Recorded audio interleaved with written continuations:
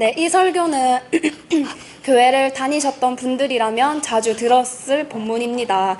자, 여기서 보시면 이제 첫 줄에 예수님은 이제 유월절이라는 절기를 마치시고 예루살렘에서 지금 고향 갈릴리로 돌아가시는 길입니다. 그 길에 세례 요한보다 예수님이 세례를 준 사람이 더 많다고 말을 하고 있죠.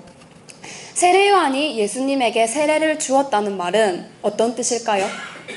세례 요한에게 예수님이 세례를 받았잖아요. 그 말은 예수님이 세례 요한의 제자이고 문화생이다 하고 볼 수가 있는 거예요. 그런데 지금 예수님께서 메시아로서의 사역을 시작하시니까 세례 요한이 주는 세례를 받은 사람보다 예수님의 세례를 받은 사람이 더 많다고 소개를 하고 있죠. 그러니까 이제부터 이 메시아로 사역을 하게 되면서 세례 요한보다 예수님이 더 이제 한 단계 올라가신 거예요. 그러면서 세례 요한의 제자들하고 예수님의 제자들하고의 갈등이 이 3장에 또 나와 있습니다. 그리고 우리가 오늘 볼 것은 이제 아까 유월절이라는 절기를 마치고 예루살렘에서 갈릴리로 돌아간다고 했었죠. 이스라엘의 지도를 한번 보시면 지중해 바다가 있고 여기 갈릴리 호수가 있고 이제 요단강이 있어요. 요단강 밑에 그 사해 바다가 있죠. 이쯤에 예루살렘이 있고 그다음에 여기 위에 예수님의 고향인 갈릴리. 그리고 예수님께서 이제 갈릴리에서 원래 지내시다가 유월절 절기를 맞이해서 예루살렘으로 갔습니다. 이제 마치고 집으로 돌아가는 길에 이제 생기는 에피소드인데 보시면은 지금 오늘 등장하는 사마리아 여인이 나오고 있죠. 사마리아는 요 중간쯤에 사마리아 지역이 있어요. 예루살렘에서 사마리아로 갈 때 어떻게 가면 제일 빠를까요? 예루살렘에서 갈릴리로 갈 때 어떻게 가는 길이 제일 빠른 길인가요? 네, 직진으로 쭉 가면은 빠를 건데 이 사마리아에 대한 이야기가 또 있어요. 사마리아는 이제 우리 솔로몬 왕 다들 아시죠? 지혜의 왕 솔로몬, 부귀의 왕 솔로몬이라고 다들 알고 계신데 이 솔로몬에게는 아내가 엄청나게 많았어요. 하나님께서는 솔로몬에게 이방의 여인들하고는 통혼하지 말라고, 어떠한 통혼도 하지 말라고 하셨는데 솔로몬이 지키지 않았죠. 그러니까 솔로몬이 이방 여인들하고 결혼을 하니까 이 이방 여인들도 각자가 섬기는 신들이 있을 거 아니에요. 그러니까 솔로몬하고 통혼하면서 자기가 섬기는 신들까지 이 이스라엘 안에 다 데려온 거예요. 그래서 솔로몬은 여인들이 이 이방 신들에게 제사를 지낼 수 있도록 산당을 지어줬는데 이게 이제 나라 전체로 다 퍼지게 된 거예요. 그러니까 하나님만 믿어야 될 이 이스라엘 백성들이 솔로몬 때문에 많은 사람들이 하나님 외에 다른 이방 신들도 믿게 되는 그런 발판을 맞이해 준 게 이 솔로몬의 통혼 이야기였던 거예요. 그래서 하나님은 화가 나셨겠죠. 내 말 안 지켰으니까. 어떻게 하셨냐면 이 솔로몬의 사후에 솔로몬이 살아있을 때는 일단 냅두고 솔로몬이 죽고 나서 이스라엘 나라를 두 개로 분열을 시켜요. 어떻게 분열을 시켰다고 알고 계십니까? 네, 이스라엘을 남유다와 북이스라엘로 나눴어요. 남유다는 바벨론에게, 맞죠? 그 다음에 북이스라엘은 아수르라는 나라에게 멸망을 당하게 됩니다. 그 중에서 이 북이스라엘의 수도가 어디였냐면 여기 사마리아 지역이었던 거예요. 북이스라엘의 수도가 사마리아 지역이었는데 아수르가 이제 침범을 했죠. 그러면 우리도 일제강점기 시대에 일본이 우리나라 쳐들어왔을 때 제일 중요한 요지들은 자기들이 먼저 쏙 빼가죠. 그런 것처럼 아수르도 이 북이스라엘의 수도인 이 사마리아를 먼저 점령을 하는 거예요. 그러면은 이 지역에 살고 있던 이스라엘 백성들이 있을 거 아니에요? 그럼 이 백성들은 이제 다 쫓아내고 아수르인들이 오고 또 그 다른 외국인들도 들여보내서 살게 했다고 합니다. 그러니까 그 중에서도 이제 이스라엘 사람들이 몇몇은 또 살고 있었는데 그런 이스라엘 사람들하고 또 다른 외국인들하고 통혼을 했던 거예요. 그러면은 피가 이제 섞이게 되죠. 그걸 우리가 뭐라고 해요? 네, 혼혈인이라고 하는 거죠. 그러니까 유대인은 이 이스라엘 백성들은 우리나라도 혈통을 되게 중요시 여기잖아요. 피가 중요하다 하는데 이스라엘 나라도 마찬가지였어요. 그런데 사마리아인은 지금 이스라엘 정통의 피를 타고난 게 아니라 피가 섞였다는 말이죠. 그러니까 유대인들이 보기에는 이 사마리아인이 사람처럼 자기랑 똑같은 사람으로 안 보이는 거예요. 짐승으로 보이는 거예요. 그러니까 이 절기를 마치고 집으로 돌아갈 때 바로 직선으로 가면은 빠른 길을 나는 거룩하다고, 유대인인 나는 거룩하다고, 내가 이 땅을 밟으면은 아 나도 더러워지는 것 같아 하면서 힘들게 돌아서 갔다는 거예요. 자, 보시면은 이제 이 유대인들이 밟지 않는 땅을 지금 예수님은 또 밟고 가고 계시죠. 그런 상황에서 우물가에서 사건이 벌어지는 거예요. 6절을 보시면 예수님께서 이제 우물 곁에 앉으시니 6시쯤 되었더라 라고 하고 있습니다. 6시. 6시라는 것은 우리나라로 치면 12시거든요. 12시. 지금 12시 되면 어떻습니까? 네, 햇빛이 쨍쨍한. 그럼 여기 사마리아는 준사역 사막 지역이거든요. 그럼 얼마나 더 덥겠어요. 그래서 예수님이랑 제자들이 지쳐가지고 제자들은 먹을 음식 가지러 가고 예수님은 우물가에서 쉬고 있는데 짜자자 물 웅덩이를 든 이제 이 여인이 나타난 거예요. 우물가에. 자, 그러자 예수님께서 여자에게 물 좀 달라고 하십니다. 물 좀 달라. 예수님 지금 모르는 여자한테 작업 걸고 있죠. 근데 예수님의 작업은 우리가 생각하는 그런 일반적인 작업일까요? 영적인 작업일까요? 영적인 작업이겠죠. 그러니까 전도를 할 때도 첫 시도를 잘해야 되는 거예요. 지금 상황은 우물가죠. 그럼 우물가에 맞는 이야기거리를 꺼내야지 우물가에서 뭐 떡 좀 줄 수 있습니까? 하고 물으면은 안 되는 거예요. 그러니까 우리도 전도하러 나갈 때 그 상황에 맞게 알맞은 대화를 할 수 있도록 지혜를 더 강구해야 되겠습니다. 그리고 그런 전도의 비법이 이 요한복음 4장을 잘 읽어보시면 다 담겨져 있습니다. 나중에 시간이 되실 때 꼭 읽어보시기를 바라고, 자, 4절을 보시면 지금 예수님께서 사마리아로 통행하여야 하겠는지라 라고 말씀하고 계시죠. 이 말은 원래는 사마리아로 쭉 바로 건너서 갔다는 걸까요?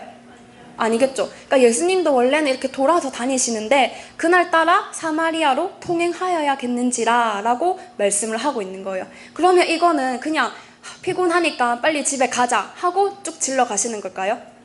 예수님의 하는 행동 하나하나에는 다 어떤 뜻이 담겨져 있잖아요. 그러니까 이 사마리아로 갔던 것도 그냥 피곤해서 빨리 집 가려고 간 게 아니라는 거예요. 지금 예수님께서는 율법을 다 타파하고 계십니다.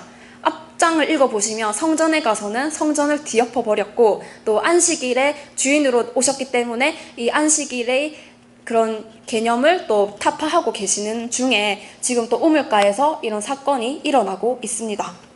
자, 우물가에서 여자에게 물을 달라고 하니까 여자는 오잉 나한테 왜 물 달라고 하지? 하게 되는 거예요. 왜냐하면 그 당시에 유대인들은 사마리아 여인이 아까 사람으로 안 보인다고 했었잖아요. 그러면은 우리나라도 사실 다문화 과정에 대해서 조금 곱지 않은 시선을 보내듯이 이 유대인들도 사마리아 여인을 그렇게 좋아하지 않았단 말이에요. 그런데 생명부지인 이 유대인 남자가 생명부지인 사마리아 여인에게 물 좀 달라고 얘기를 건넸으니까 여자 입장에서는 얼마나 황당했겠습니까? 그러니까 이제 구절을 보시면 당신은 남자고 당신은 유대인인데 왜 나에게 물 달라고 하십니까? 하고 반문을 하는 거예요. 그러자 예수님의 대답은 또 하나님의 선물가, 네가 물 좀 달라고 하는 이가 누구인지 알았으면 네가 나에게 물 달라고 할 거야 하고 말씀을 하고 있는 거예요. 대화의 흐름이 좀 잔잔한 것 같아요. 뭔가 어긋나는 것 같아요. 그쵸? 되게 이상하죠? 자, 뒤에 11절을 또 보시면 여자는 주여 물기를 그릇도 없고 우물은 깊은데 어디서 이 생수를 얻겠삼나이까 하면서 이 조상 야곱이 이 우물을 우리에게 주었고 짐승들도 우리들도 다 여기서 먹었는데 당신이 야곱보다 더 크니까 하고 물어보고 있어요. 이 우물에 대한 유서가 역사가 깊은 우물이죠. 언제부터? 야곱 때부터. 그러니까 우물은 사막 지역에서 아주 중요한 재산인 거잖아요. 사막에는 오아시스가 얼마나 귀해요. 그러니까 이 우물도 정말 귀한데 그런 자손 대대로 이어져 온 우물이고, 또 사마리아인들도 원래는 이스라엘의 그 핏줄을 어느 정도 타고났기 때문에 조상은 같았겠죠. 그러니까 이 조상이 준 이 소중한 우물 얼마나 소중했겠습니까? 그러면서 하는 말이 당신이 야곱보다 더 크니까 하고 물어보고 있는 거예요. 대화의 흐름이 참 희한하죠. 이거를 우리가 보면은 생각나는 게 저번에 한평강도 이야기를 우리가 떠올릴 수가 있어요. 한평강도의 이야기도 읽으면 우리는 이해를 못하지만 예수님하고 한평강도하고는 아주 자연스럽게 대화가 되고 있거든요. 그러니까 그런 것도 한번 생각해 보시면서 조금 더 보겠습니다. 자, 예수님께서 13절에 이 물을 먹는 자마다 다시 목마르느니와 내가 주는 물을 먹는 자는 영원히 목마르지 아니하리니 나의 주는 물은 그 속에서 영생하도록 솟아나는 샘물이 되리라 하고 말씀을 하셨어요. 지금 아까 예수님이 먼저 물 달라 해놓고 지금은 내가 물을 주겠다고 말씀을 하고 있죠. 관계가 역전이 된 거예요. 그러니까 너가 나에게 줄 수 있는 물은 이 잠시 마실 수 있는 우물물 뿐이지만 내가 너에게 줄 수 있는 물은 영원히 목마르지 않는 그런 생명수라는 거예요. 자, 그러자 여인이 주여, 그러면 내게 이런 물을 좀 주세요. 목마르지도 않고 또 물길로 오지 않게 이 물을 주세요 하고 말을 하고 있는 거예요. 자, 아까 6시쯤 되었다고 했었죠. 6시. 우리나라로 치면 12시예요. 이 때야볕에 여자가 물길로 오는 거예요. 사막 지역이면은 이렇게 더운 날에는 다 일 안 하고 쉬고 있거든요. 뭐 낮잠을 잔다든지 그런 그늘에서 쉬고 있는데, 그러면 이 우물가에 아무도 안 다니는 시간이죠. 그런 시간에 여인이 물을 길러 왔다는 거예요. 그러면은 뭔가 사람들의 눈을 피해서 다니는 여자라는 거를 우리가 이해할 수가 있겠죠. 자, 그러니까 보통은 뭐 아침이나 저녁 좀 선선할 때 물 길러 오지 누가 이렇게 때약볕에 물을 기르러 오냐는 말이죠. 그러니까 이 여인이 뭔가 사람들의 시선을 부딪히지 않고 싶어 하는구나 하고 우리가 이 대화를 통해서 유추해 볼 수가 있는 겁니다. 자, 그러면 일단은 예수님의 물의 의미하고 여자가 말하는 물의 의미하고는 같은 것 같아요? 다른 것 같아요? 다른 거는 같죠? 네. 그러니까 우리가 기도하는 게 뭐예요? 하나님 복 주세요. 하나님 뭐 좀 잘 되게 해주세요. 하고 기도를 하는데, 하나님이 주시는 복하고 우리가 바라는 복하고는 초점이 다르기 때문에 하나님께 항상 기도한다고 우리는 열심히 했지만 하나님의 그 포인트에는 맞지 않는 기도를 지금까지 하고 있었다는 거예요. 왜냐? 하나님의 용어하고 우리가 쓰는 용어하고도 다르고 우리가 온전히 하나님의 뜻을 모르기 때문에 그 포인트에 맞는 기도를 못하고 있다는 것을 좀 아시고, 자, 아까 예수님이 내가 물 달라 해놓고 지금 내가 주는 물이 생수의 물이다 하니까 여자가 그럼 저 물 좀 주세요 하고 지금 넘어왔죠. 예수님의 작업에 지금 걸려든 거예요. 그럼 전화번호 줘야 될까요? 안 줘야 될까요? 줘야 되겠죠. 네. 그러니까 자, 이 정도 반응이면 지금 믿기를 문 거예요. 그러니까 예수님은 처음부터 우물물을 이야기하려고 했던 게 아닌 거예요. 이제 본론으로 들어갑니다. 16절에 가서 네 남편을 불러오라 라고 하죠. 남편 데려와라. 그러니까 여인이 저는 남편이 없습니다 하니까 예수님은 또 네 말이 맞다 하죠. 그러니까 대화가 너무 희한한 거예요. 지금 네가 남편이 5이 있었지만 지금 있는 남편도 네 남편이 아니니 네 말이 참으로 옳도다 하고 말씀하고 계시는 거예요. 그럼 여기서 퀴즈. 여자에게 남편이 몇 명 있었을까요? 아까 5명이 있었는데 지금 있는 남편도 네 남편이 아니다고 했으니까 총 6명이나 남편을 갈아치운 여잔 거예요. 그러니까 왜 여자가 사람들 눈을 피해서 그 땡볕에 물 길러러 왔는지 조금은 이해가 되시죠? 그러니까 지금 이런 개방된 사회에서도 여러 번 이혼하고 또 재혼하고 하는 게 사실 이렇게 좋게 보는 사람이 많이 없잖아요. 하물며 고대 사회에 또 결혼이나 이런 윤리적인 도덕적인 문제에 대해서는 더욱더 엄격했을 그 시대에 6번이나 남편을 갈아 해치웠다면은 이 사람들에게 돌맞을 그런 모습이었을 수도 있다는 거죠. 그러니까 여인이 물 길러 오는 게 고역이니까 제발 물 길르러 오지 않게 그런 물을 좀 주세요 하고 예수님께 말을 했던 거예요. 자, 그러면 6번이나 남편을 바꿨으면 우리 생각에는 이 사람 좀 남자의 약간 갈급한 사람인가? 뭐 바람을 많이 피우는 사람인가? 하고 뭔가 좀 성적으로 뭐 음란한 여잔가? 이런 생각이 들 수가 있잖아요. 또 많이들 그렇게 설교를 하고 있습니다. 그런데 과연 오늘은 이 여자가 도대체 어떤 여잔지, 왜 남편을 6번이나 바꾸는 여자였는지 좀 더 여자에 대해서 한번 살펴볼게요. 자, 우선은 19절을 보시면 당신은 선지자처럼 보이네요 라고 말씀을 하죠. 여자가 대답을 하죠. 선지자처럼 보인다고. 뭐 우리나라 말로 친다면 지금 이 여인이 숨겨둔 남편까지 예수님이 다 알아맞혔으니까 어이구 당신 되게 용한 점쟁이네요 하고 이렇게 말할 수도 있는 거란 말이죠. 그러니까 이 사마리아 여인도 하나님을 믿는 그런 백성이었기 때문에 당신 선지자 같네요 라고 말할 수는 있어요. 그러면은 여러분들이라면 정말 아주 용한 점쟁이를 만나서 딱 하나만 물어볼 수 있다면은 어떤 거를 물어보고 싶으세요? 네, 머릿속에 여러 가지 생각들이 떠오르시죠? 네, 그러니까 이렇게 일생을 살아가면서 각자가 가지는 숙제들이 있어요. 그러면 그런 숙제들에 대해서 물어볼 수도 있을 거고, 또 부모님들이라면 자식 걱정, 뭐 노후 문제, 뭐 사업 문제 이런 것들에 대해서 물어볼 수도 있는데, 이 여인은 어떤 거를 물어봤는지 20절을 보시면 우리 조상은 이 산에서 예배를 하였는데 당신의 말은 예배할 곳이 예루살렘에 있다 하더이다 하고 말을 하는 거예요. 자, 솔로몬 이후에 나라가 어떻게 됐어요? 2개로 분열이 됐어요. 그러니까 이 지금 예루살렘 여기가 북쪽이고 남쪽이에요. 그럼 지금 남북으로 갈라졌으면 이 예루살렘에서 절기를 지키려면 위쪽 지방 사람들은 어떻게 해야 돼요? 경계선을 넘어서 와야 되죠.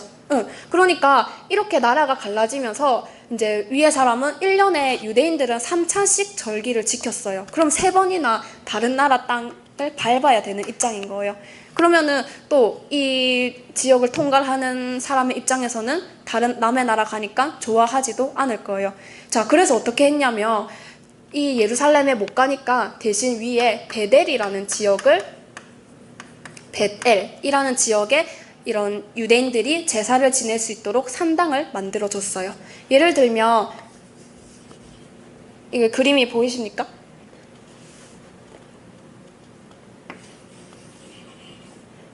대한민국 지도인데 그림을 잘 못 그려서 이해를 좀 부탁드립니다. 대한민국이 지금 어떻게 돼 있어요? 우리나라가 통일이 되어 있나요? 아니죠. 38선으로 나눠져 있어요. 그러면 이 이스라엘 나라를 예로 친다면 우리나라의 수도는 어디죠? 서울이죠, 서울. 그럼 서울에 와서 모두가 예배를 드려야 되는데 북한 사람들은 서울에 못 오잖아요. 그러니까 김정은이 평양이나 신의주에서 예배당을 만들어 줄 테니까 서울 가지 말고 여기서 예배 드리세요 하고 종교를 갈라버리는 격이 되는 거예요. 그러니까 이 지역에서 지켜야 되는데 지금 종교를 아주 갈라버리는 격이 되니까 예루살렘에서 절기를 지키는 사람이 있고 베델에서 절기는 지키는 사람들이 지금 서로 다른 신을 믿게 되는 현상이 되어버린 거예요. 그러니까 예루살렘에서 절기를 지키고 예배를 드리는 사람은 다른 곳에서 예배 드리니까 야, 거기서 예배 드리면 구원 없어. 예루살렘 여기 성전에 와서 예배 드려야 돼 하고 이야기를 한다는 거죠. 자, 여러분, 이 사람들은 성전 중심의 신앙은 배어 있었어요. 그러니까 이제 성전의 중요성은 알고 있었는데 지금 그런 군사적으로 나라의 상황적으로 갈 수가 없는 처지죠. 그러니까 불신자는 천국을 가든지 지옥을 가든지 신경 안 써요. 어차피 안 믿으니까. 그렇지만 신앙인인 우리들은 어때요? 내가 천국 못 가면 어떡하지? 내가 지옥 가면 어떡하지? 하고 늘 걱정을 한단 말이에요. 그러니까 신자의 입장에서는 내가 평생을 교회를 다녔는데 천국 못 가면 어떡해? 하고 걱정할 수가 당연히 있겠죠. 그러니까 여자는 지금 아까 말했죠. 예루살렘에 사는 사람들은 야 거기서 예배드리면 구원 못 받아 여기서 와야 돼 하고 이야기를 하니까 그 얘기를 또 사마리아 여인이 들었나 봐요. 그러니까 예수님한테 예수님 여기서 예배를 드려야 구원이 있는데 그럼 저는 베델에서 예배를 드리니까 저는 그러면 구원이 없습니까? 하고 지금 구원에 대해서 물어보는 여자라는 거예요. 구원에 대해서 좀 내용의 흐름이 이해가 되십니까? 그러니까 지금 어떻게 보면은 우리 지금 현실로 좀 쉽게 이야기를 한다면 지금 수많은 교회들 있잖아요.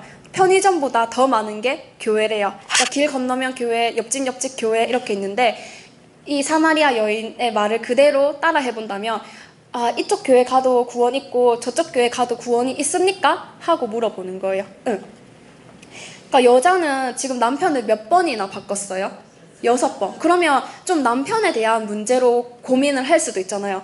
내가 도대체 어떤 남자에게 정착을 해야 되나 이런 고민을 할 수도 있는데 예수님에게 그런 남자의 문제로 여쭤보는 게 아니라 지금 내가 구원받을 수 있습니까? 하고 물어본다는 거예요. 그러면 구원을 걱정하는 여자라면 영적 그런 음란한 여자일까요?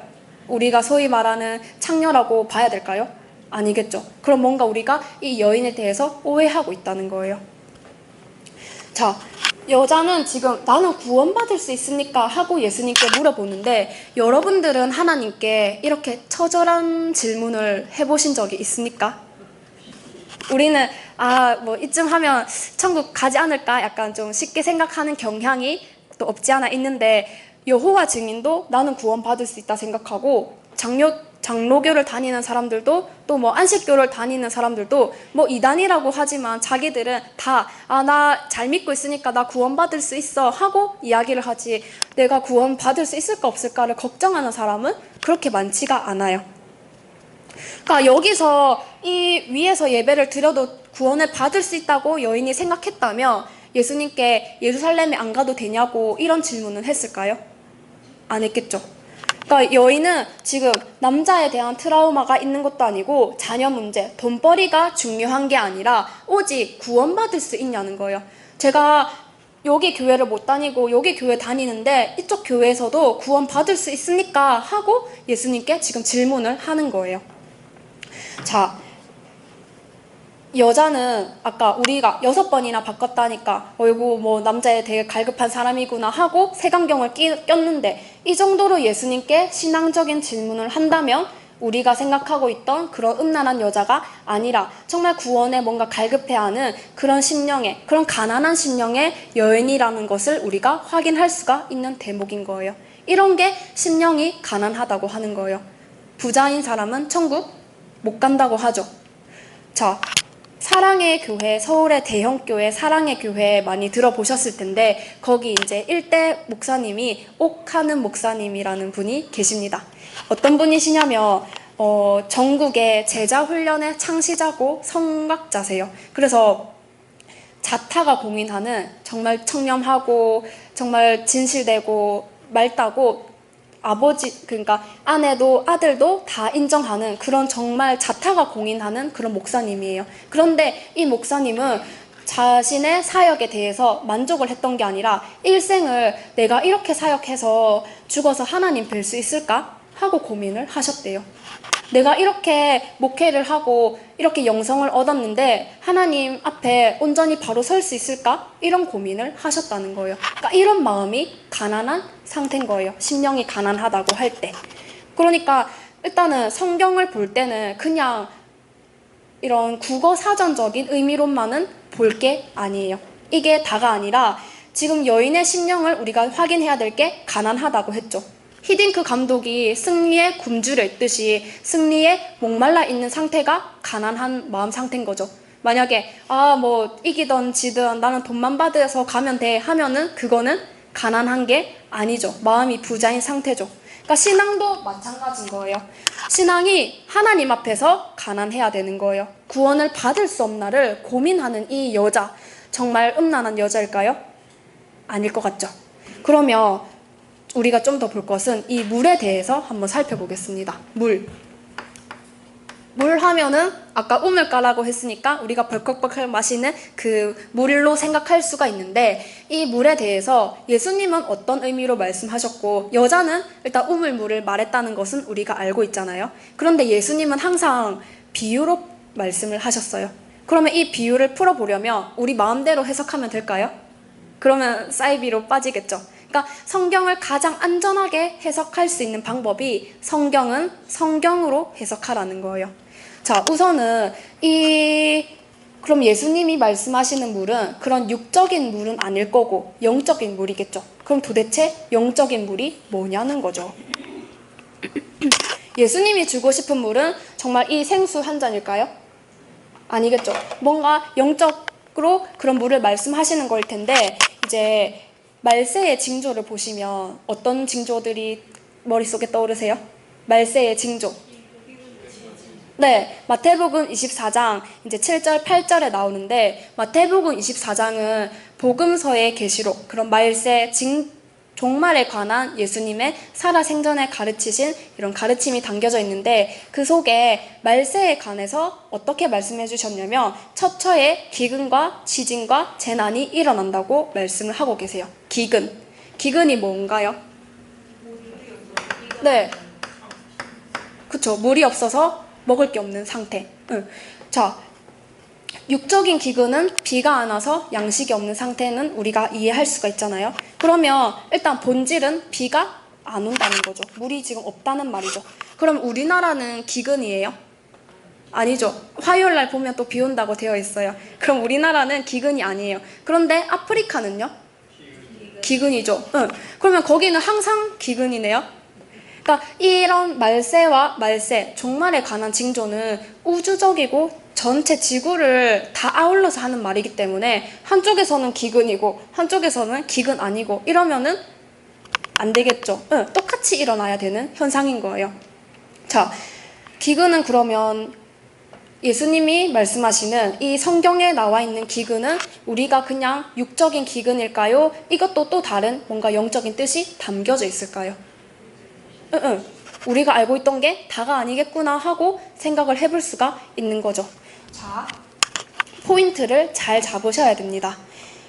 그러면 말세가 되면 하나님이 기근과 지진과 뭐 이런 거를 보낸다고 하셨는데, 우리 다들 지금 어느 때라고 말하고 계세요? 모두가 말세다, 종말이다 이렇게 말하고 있죠. 그러면 지금 기근이 왔겠죠. 말세라고 한다면. 근데 우리는 기근임을 느끼고 있나요? 못 느끼고 있나요? 못 느끼고 있죠. 왜요? 육적인 기근만 생각하니까. 지금 비 잘 내리고 있고 지금 나 삼시세끼 밥 잘 먹고 있으니까 기근 아니겠지 하는데, 이 기근의 포인트를 우리가 잘 잡아야 된다는 거예요. 자, 아모스 8장 11절을 한번 가보겠습니다. 이 영적인 기근에 대해서 어떻게 설명해주고 계시는지 아모스 8장 11절입니다.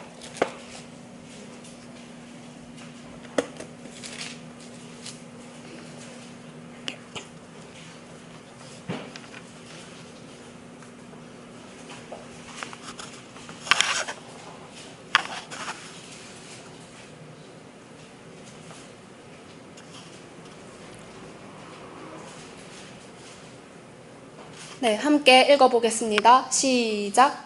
주께서 가라사대 불안한 이일지라 내가 이것을 땅에 보내리니 양식이 없어 주님이 아니요 물이 없어 바람이 아니요 여호와의 말씀을 듣지 못한 기갈이라. 네, 날이 이르면 말세가 되면 내가 기근을 땅에 보낸다고 하나님께서 말씀하셨죠. 근데 물이 없는 기근이라고요?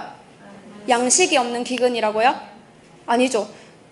물이 없어서, 양식이 없어서가 아니라 여호와의 말씀을 듣지 못한 기갈이라고 하나님께서 정확하게 말씀을 해놓고 계십니다. 자, 그런데 우리 이 지구촌은 지금 이 영적인 기근을 느끼고 있나요? 못 느끼고 있죠. 유튜브를 틀어보면 설교가 콸콸콸콸 흘러나오고, 뭐 CBS 같은 그런 성경 채널을 틀면은 하루 종일 설교가 자르륵 나와요. 그러면 우리는 항상 말씀 가까이 살고 있으니까 기근 아니겠네요? 자, 어떤 거냐면 말씀은 많지만 우리가 진짜 마셔야 될 그런 진짜 시원한 생수가 없는 거예요. 정말 이 하나님께서 주시고자 하는 그 제대로 된 물이 안 나오고 있는 거예요. 자, 예수님 시대를 봅시다. 예수님 시대에 예수님 혼자 계셨나요? 서기관과 바리새인들이 있었죠. 서기관과 바리새인들도 하루 종일 말씀을 가르치고 성전에 나와서 말씀을 전했습니다. 그런데 예수님이 등장을 하셨어요. 그렇다는 거는 그 시대도 말씀이 없는 시대, 기근이라는 거예요. 그러니까 예수님께서 오셔서 참된 물을 주시러 오신 거예요. 물은 있어요. 그런데 우리가 육체가 마실 물은 많지만 내 영혼이 마실 물이 없는 거예요. 그러면은 지금 이 시대를 한번 봅시다. 지금 우리나라는 대한민국은 기독교 교회가 되게 많아요. 그러면은 기근 아니고 북한은 교회를 못 세우니까 거기는 기근인가요? 그렇게 보면 안 되겠죠. 그러면 말세가 되면 기근을 보낸다고 했어요. 그러면 우리에게 닥칠 기근이 있는데 우리가 전혀 못 느끼고 있다는 거죠. 네. 성경을 늘 읽고 늘 듣고 늘 가까이 하니까 나는 물 많이 마시고 있어. 내 영혼에게 물 잘 주고 있어 라고 생각을 하는데 진짜 내 영혼에게 필요한 물이 없는 거예요. 홍수가 되면 물이 없어서 죽어요. 무슨 말씀인지 아세요? 홍수면은 물이 한가득하잖아요. 근데 물이 없대요. 왜냐면 마실 물이 없는 거예요. 홍수할 때 홍은 빨간 물, 흙탕물이죠. 그러니까 우리가 그거 마시고 살 수는 없잖아요. 그러니까 그런 것처럼 지금도 물은 차고 넘치는데 교회에서 지금 오늘도 수많은 교회에서 말씀이 흘러나오고 있어요. 그러니까 수많은 교회에서 물을 보내고 있는데 정작 우리가 마셔야 될 내 영혼에게 필요한 물이 없는 거예요. 그러니까 그런 거를 가지고 하나님은 기근이라고 말씀을 하시는 겁니다. 영적인 기근. 자, 성경을 가득 논하지만 포인트가 없는 거예요. 그냥 육적인 가르침만 말하고 그냥 하나님 잘 믿어야 천국 갑니다 하는 정말 막연한 그런 종말론만 얘기하고 그냥 정말 우리 영혼에게 정말 필요한 말씀을 못 해주고 있는 이 오늘의 현실을 우리가 좀 직시를 하셔야 되겠습니다. 그러면 새생명교회도 지금 물 흘러보내고 있죠. 네, 이 물맛은 시원하십니까? 네, 생수마다 물맛이 틀려요. 생수 회사마다 삼다수 물맛이 틀리고 아이리스 회사 물맛이 또 틀려요. 네, 그런 것처럼 교회마다 많은 설교들을 내보내고 있지만 교회라고 다 같은 교회가 아니라는 거예요. 물은 물이지만 정말 우리가 마셔야 할 물이 지금 없다는 것을 인식하시고, 자, 그렇다면은 물을 마시기는 마셔야 되잖아요. 하나님이 정말 죽도록 내버려 두지는 않으시겠죠. 마태복음 24장 한번 가보실까요? 마태복음 24장.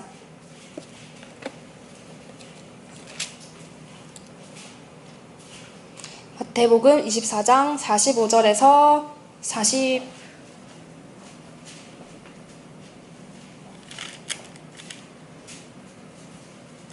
45절입니다. 마태복음 24장 45절.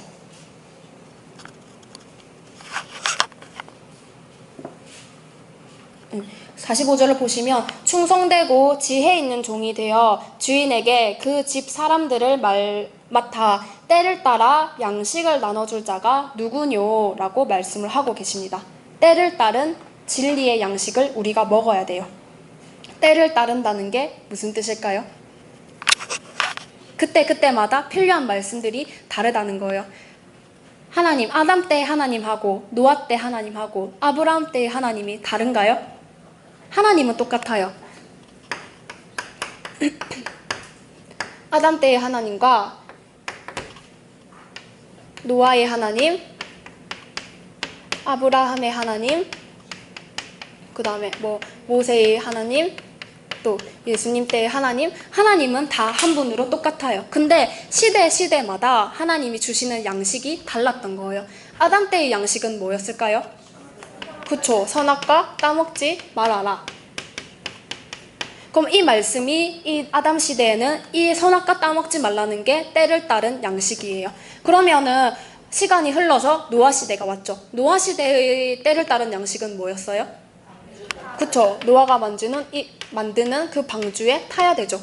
그러면은 보세요.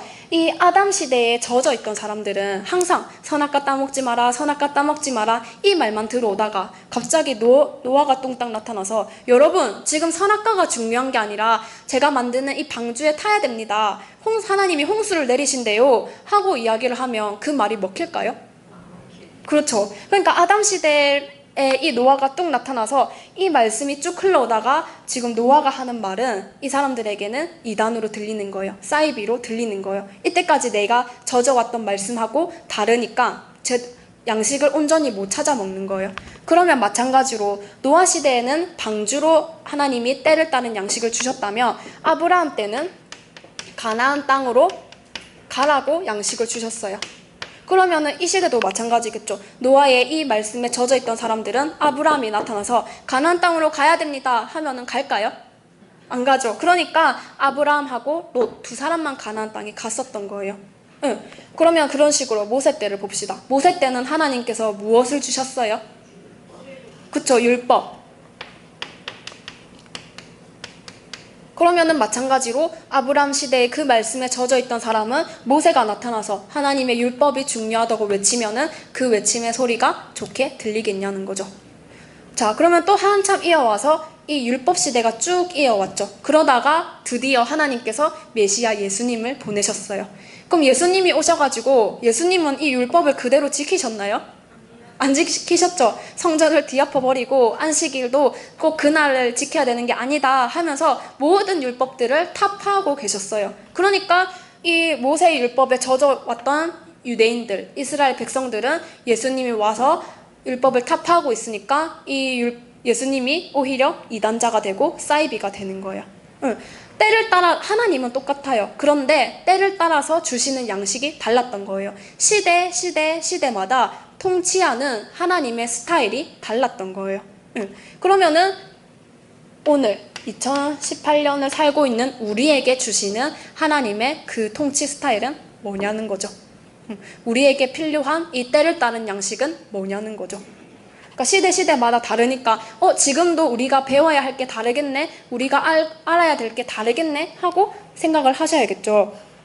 자, 그러면 조금만 더 보시면 이제 이 물에 대해서는 어느 정도 풀렸으니까, 그러니까 물은 하나님의 말씀인 거예요. 자, 물이 하나님의 말씀이라면 지금 사마리아 여인은 남편을 6번 바꿨어요. 남편을. 자, 사마리아 여인이 예수님에게 저 구원받을 수 있습니까? 하고 물어본 여자라면 아까 이 남편을 바꿨다는 것도 정말 그냥 육적인 남편을 이혼하고 재혼하고 이혼하고 재혼하고 그런 거는 아니겠죠. 그러면 이 남편에 대해서도 성경에서 말하는 남편의 또 다른 뜻이 있다는 거예요. 그러면은 아까 안전하게 해석을 하려면 성경으로 해석을 하라고 했습니다. 남편에 대해서 어떻게 나와 있냐면 하나만 더 찾아보겠습니다. 예레미야 3장 마지막으로 이것만 찾아보고 마칠게요. 예레미야 3장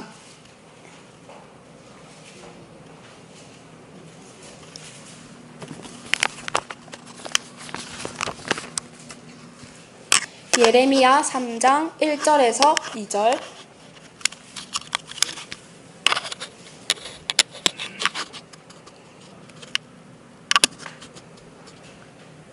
시작.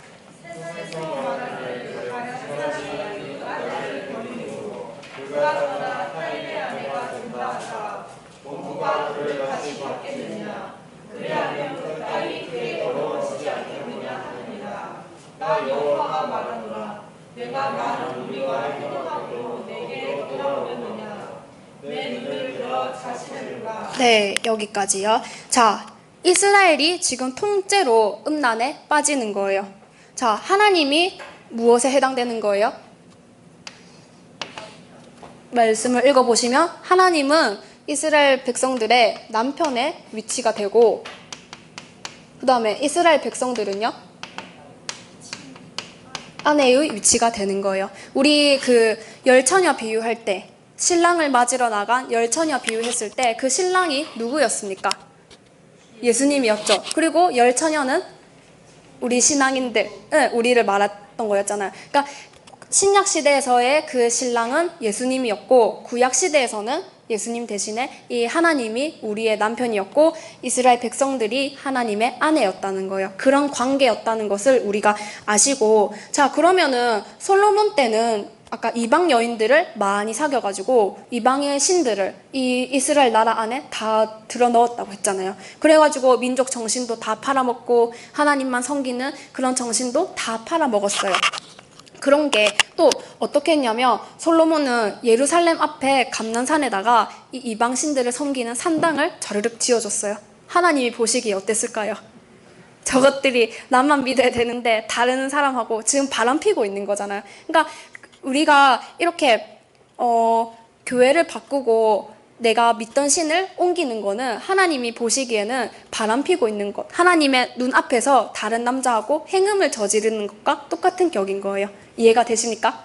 네, 그러니까 신을 바꾸고 교회를 바꾼다는 것은 남편을 바꾼다는 거예요. 그러니까 지금 여인이 남편을 5번, 6번이나 바꿨어요. 보통 우리 같으면은 아이고 좀 참고 살지 이럴 수도 있는데 예수님은 어땠어요? 지금 있는 이 네 남편도 진짜 남편이 아니다고. 그러면 또 바꾸라는 거예요. 네.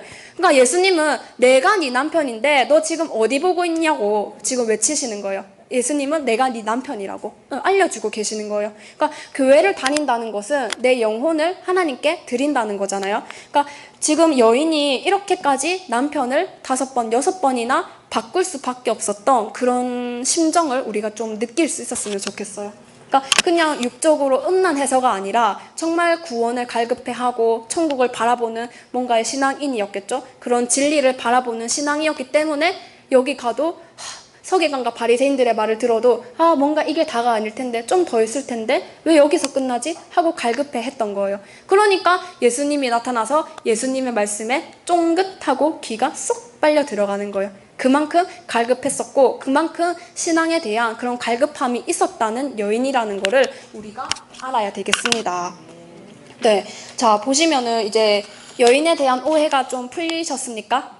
네, 풀리셨죠. 그러니까 성경을 그냥 있는 그대로 읽었을 때 하고 남편에 대해서, 물에 대해서 의미를 찾아보고 이해했을 때 하고 어떤가요?